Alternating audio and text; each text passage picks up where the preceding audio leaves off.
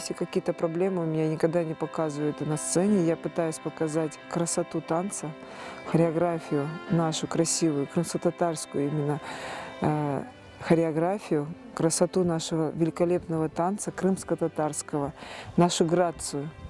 Вот на сцене я передаю именно характер этого танца. Было, что я палец поломала прямо на сцене, но дотанцевала, никто это не понял, поняла только я после. Ну, нормально. Если я выхожу на сцену, я забываю обо всем. Но сколько себя помню, столько и танцую. С детства, с самого малого детства я занимаюсь хореографией, именно крымско-татарской хореографией.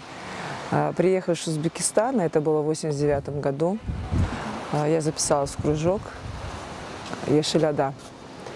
Мне очень хотелось танцевать. Я увидела объявление и записалась. При школе у нас был коллектив Эльзара Баталова и мама Зера Ханум.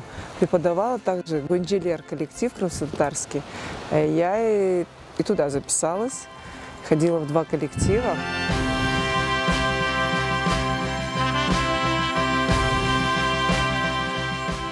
Отец был против. Но благодаря бабушке Нурия Бита, она вот настойчиво, это мать моего отца, она настойчиво говорила, пусть ребенок, вот он хочет работать по этой профессии, пусть идет учиться, пусть работает, не трожь ее. У меня очень долго не было детей. У меня есть подруга, и она говорит, давай соберем тебе коллектив, работай с детьми, мозги не засоряй свои. С 10 детей, 10, 15. Как сказать, душу вкладывала в этих детей. Я понимала каждого ребенка. Вы знаете, через какое-то время у меня появились свои дети. Сразу двойни.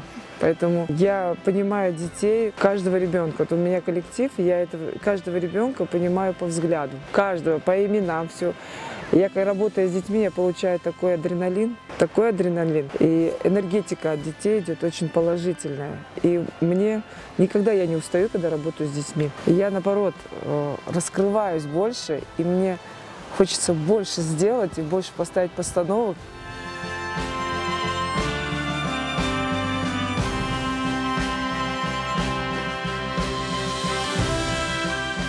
Если мне скажет ребенок, блинчики хочу, я могу в 5 утра, в 4 утра, я могу в 3 часа утра нажарить, приготовить. Это у меня не проблема. Я могу сутками не спать, но каприз детей на первом месте. Как вы все это успеваете? Успеваю. Вот адреналин детей. Муж очень хорошо к этому относится, он это уже привык, поэтому... А у меня муж такой очень капризный в еде. Он одну еду 2 раза не ест, и мне приходится готовить несколько блюд. Мне когда маленькие были дети, у меня такая коляска была двойная. Я одной ногой качала, другой у меня катались манты. Поэтому одновременно все. Я говорю, жизнь прекрасна. Я так долго ждала этих детей, поэтому спасибо Аллаху, что Он мне их дал. Когда они родились, жизнь для меня вообще поменялась. Вы знаете, я по-другому стала смотреть на жизнь.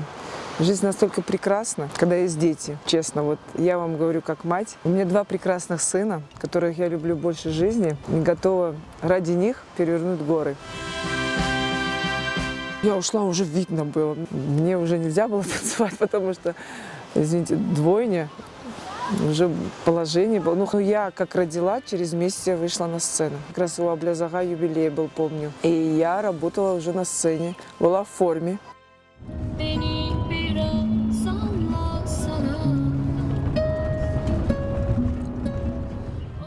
Я очень люблю ездить за рулем. Это успокаивает. А люблю ездить именно к морю. Дальние расстояния. Я такой человек, когда никогда в жизни руки не отпущу. Я упаду, дальше пойду. Поэтому я успеваю везде. Я люблю просто смотреть на море. Вот тогда у меня столько идей.